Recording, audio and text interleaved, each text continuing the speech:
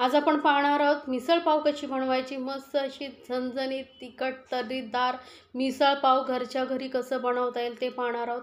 कोल्हापूरची मिसळ पाव, नाशिकची मिसळ पाव जशी प्रसिद्ध आहे तशीच अगदी आपण घरी बनवणार आहोत। बघा मस्त असा कट आलेला आहे वरती आणि खाण्याला एकदम अप्रतिम लागते आणि साध्या अगदी सोप्या पद्धतीने तुम्हाला सांगितलेलं आहे। तर त्यासाठी आधी आपल्याला लागणार आहे चटणी। तर त्यासाठी पॅनमध्ये आपण घेणार आहोत 2 चमचे तेल, सोबतच एक दालचिनीचा तुकडा घातलेला आहे, एक काळी वेलची घालायची आपल्याला आणि 2 लवंगा घालते मी।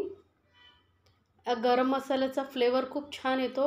सोबतच 7 ते 8 काळ्या मिऱ्या घालायच्या आहेत आणि एक तेजपत्ता ना तोडून घालायचं आहे, म्हणजे आपल्याला जेव्हा मसाले आपण भाजू तेव्हा त्या पाण्याचा प्रॉब्लेम होणार नाही, त्यामुळे थोडंसं तोडून घालायचं आहे। हलकंसं आपण याला परतून घेणार आहोत, एकदम मीडियम फ्लेमवरती गॅस ठेवली आहे। आणि आता यामध्ये घालायचं आहे एक कांदा। तर इथे एक कांदा मी असा लांबट कापून घेतलेला, रफली कापून घ्यायचा आपल्याला आणि तोही आता आपण तेलामध्ये मस्त असा भाजून घ्यायचा आहे, फ्राय करून घ्यायचा आहे। आणि ही चटणी बनवून तुम्ही जर मिसळ पाव बनवलात ना तर चवीला एकदम अप्रतिम लागणार आहे। अगदी ही चटणी महिनाभर कशी टिकून ठेवायची, त्यासाठी कसं बनवायची याचाही व्हिडिओ माझ्या चॅनलवरती आहे। त्याची लिंक मी डिस्क्रिप्शन बॉक्समध्ये देते, म्हणजे तुम्ही ही चटणी बनवून ठेवलात तर कुठल्याही तुम्हाला रश्श्याच्या भाज्या बनवायच्या असतील तर तुम्ही झटपट बनवू शकता आणि अगदी एकदा बनवलात ना महिनाभर टिकून राहतं आणि खरंच रश्श्यावाल्या भाज्या एवढ्या चविष्ट लागतात। आता कांदा आपला थोडासा हलकासा भाजून झालेला आहे बघा, थोडासा गुलाबीसर झालेला आहे। त्यानंतर यामध्ये ना अर्धा कप मी इथे सुकं खोबरं किसून घेतलेलं आहे, ते घातलेलं। तर खोबरं आधी घालायचं नाही, कारण खोबरं लगेचच भाजतं, त्यामुळे थोडंसं कांदा आपला लालसर झाल्यानंतरच खोबरं घालायचं। आता कांद्याबरोबर खोबरंही आपण व्यवस्थित भाजून घेणार आहोत, म्हणजे कांद्यामध्ये जी थोडीशी काय कसर असेल तीही खोबऱ्याबरोबर भाजली जाईल, म्हणून थोडं भाजून घ्यायचं आहे आता आपल्याला। आता बघा कांदाही मस्त भाजला गेला आणि खोबरंही लाल झालेलं आहे। तर थंड करून आपण याला मिक्सरमधून बारीक एकदम वाटून घेऊ। तर चटणी आपली वाटून झालेली आहे। तर आता गॅसवरती मी पॅन ठेवलेला आहे, त्यामध्ये 2 मोठे चमचे तेल घेतले आणि त्यामध्ये आपण अर्धा चमचा आता जिरं घातलेलं आहे। आपण आता मिसळ बनवायला घेतलेली आहे। तर जिरं थोडंसं तडकलं की यामध्ये घालायचे आलं लसूण पेस्ट आणि हा आलं लसूण पेस्ट आपण पूर्ण कच्चेपणा जाईपर्यंत परतून घ्यायचं आहे। ही तुम्ही जर तुम्हाला असं वाटत असेल की आता तुम्हाला नाही घालायचं, ते जेव्हा आपण चटणी बनवली त्याच्यामध्ये ही आलं लसूण पेस्ट तुम्ही घालू शकता, पण ही अशी तेलामध्ये परतून घेतल्यामुळे चव छान लागते। तर आता एक मोठा टोमॅटो ना मी बारीक असं वाटून घेतलेलं आहे, किंवा मग तुम्ही किसणीवर किसूनही घेऊ शकता। तर अशी पेस्ट करून घातल्यामुळे त्याचं कसं जे आपण मिसळ बनवणार त्याला छान असं तर्री असं थिकनेस येतो आणि टेस्टही छान येते, त्यामुळे मी अशी पेस्ट करून घालते। तुम्हाला जर पेस्ट करून नसेल घालायची तर एकदम बारीक कट करून घातलात तरी चालेल। आता टोमॅटोचाही पूर्ण कच्चेपणा जाईपर्यंत आपल्याला परतून घ्यायचा आहे। तर टोमॅटोही आपला चांगला शिजला आहे। त्यानंतर आपण यामध्ये जी कांदा आणि खोबऱ्याची पेस्ट करून ठेवली होती चटणी ती घालायची आहे आणि ती आता मस्त अशी तेलावरती मिक्स करून घ्यायचं आणि आपल्याला ही चांगली शिजवून घ्यायची आहे।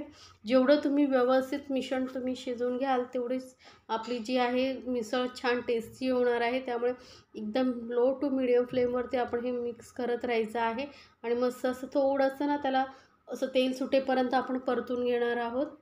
तर बघा साईडने थोडंसं तेल सुटलेलं आहे। आता यामध्ये मसाले ॲड करूया। तर पाव चमचा मी हळद घेतली आणि सोबतच 1.5 चमचा मोठा भरून लाल मिरची पावडर घातली, ही थोडीशी तिखट आहे त्यामुळे मी 1.5 चमचा घातला आहे। आता तुमच्याकडे मिरची पावडर जी आहे ती कितपत तिखट आहे त्याप्रमाणे तुम्ही घालू शकता। तर यामुळे काय मस्त असं झणझणीत तिखट अशी आपली मिसळ तयार होणार आहे, त्यामुळे मी 1.5 चमचा घातलेला आहे। तर तुम्हाला तिखट कमी आवडत असेल तर मग तुम्ही थोडंसं ना लाल मिरची पावडरचं प्रमाण कमी केलात तरी चालेल। आता मसालेही आपले चांगले भाजले गेलेले आहेत। तर यामध्ये आता घालूया मटकी। तर इथे मी 200 ग्राम मटकी ना कुकरमध्ये अशी मस्त अशी 2 शिट्या काढून शिजवून घेतलेली आहे। एकदम ही ओव्हर कुक करायची नाही आहे, फक्त 2 शिट्या काढून घ्यायच्या आहेत। आणि आता ही मटकी आपण यामध्ये घालून घेणार। आता तुम्हाला फक्त मटकी नसेल घालायची तर तुम्ही मिक्स कडधान्य घेतलं तरी चालेल, पण नुसत्या मटकीची उसळ खूपच छान लागते मिसळ, त्यामुळे मग मी मटकीच घेतलेली आहे। माझ्या घरी मुलांना वगैरे मटकीचीच मिसळ आवडते, म्हणून मी फक्त मटकीचाच वापर केलेला आहे। आता मटकी मिक्स करून घेतल्यानंतर यामध्ये आपण पाणी घालूया। तर थोडंसं ना पाणी कोमट करून घ्यायचं आणि ते मी इथे 2 कप पाणी घालते। कोमट पाणी घातल्यामुळे काय होतं, जी तर्री असते ना ती खूप छान येते. म्हणून मी 2 कप असं थोडंसं हलकंसं कोमट पाणी करून घेतलेलं आहे आणि ते घातलेलं आहे. आता बघा मस्त अशी तर्री आलेली बघा, दिसायला किती सुंदर दिसते. कलर बघा किती छान आलेला आहे. आता यामध्ये आपण घालणार आहोत चवीनुसार मीठ. सोबतच आता इथे आपण अगदी अर्धा चमचा गरम मसाला घालतोय. जास्त नाही घालायचा, अर्धा चमचाच घालते मी. कारण आपण जी चटणी बनवली होती त्यावेळेस पण गरम मसाल्याचा वापर केला होता थोडा. आणि वरून बारीक चिरलेली कोथिंबीर घालायची आणि मिक्स करून आपण याला चांगलं 4 ते 5 मिनटं मस्त अशी उकळी आणूया. एकदम मीडियम फ्लेमवरती छान असं उकळून घ्यायचे, म्हणजे मटकीमध्ये सर्व मसाल्यांचा फ्लेवर उतरेल. त्यामुळे चांगली उकळी काढून घ्यायची. 4-5 मिनटं मस्त अशी उकळी आली ना की आपली मिसळ गरमागरम तयार आहे.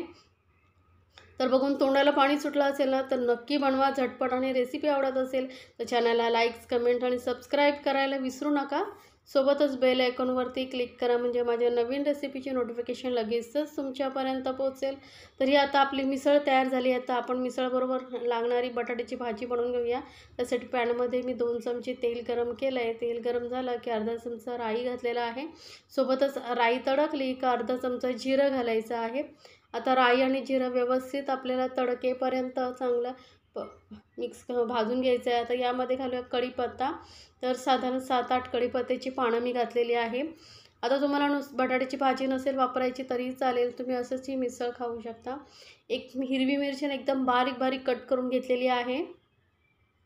आता मिरची आपण थोडी हलकी फ्राय होईपर्यंत मिक्स करून घेऊया. तर मिरची आपली मस्त बघा अशी फ्राय झालेली आहे. तर यामध्ये घालू 1 छोटा चमचा आलं लसूण पेस्ट. आता तुम्हाला आलं लसूण पेस्ट नसेल घालायची तर नाही घातली तरी चालेल, कारण आपण मिसळमध्येही आलं लसूण पेस्ट घातलेले आहे. पण ही बटाट्याच्या भाजीमध्ये घातली ना तर चव एकदम अप्रतिम लागते. आता आलं लसूण पेस्टचा कच्चेपणा जाईपर्यंत आपण याला फ्राय करून घेणार आहोत तेलामध्ये. आता यामध्येच आपण घालणार आहोत पाव चमचा एवढी हळद.